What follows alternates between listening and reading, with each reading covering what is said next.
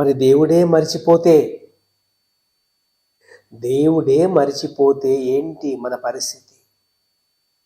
దేవుడు నన్ను మర్చిపోవాలి, దేవుడు నన్ను చూడకూడదు, నేను హ్యాపీగా లోకాన్ని ఎంజాయ్ చేస్తున్నాను, దేవుడు నన్ను చూడకూడదు అనుకునే వారు కూడా ఉంటారు.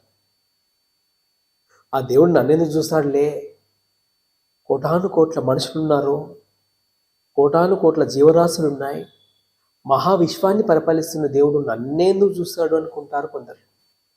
దేవుడే చూడకపోతే మనకు కాలాలు రావు. సూర్యుడు ఉదయాన్నే పరిగెత్తుకుంటూ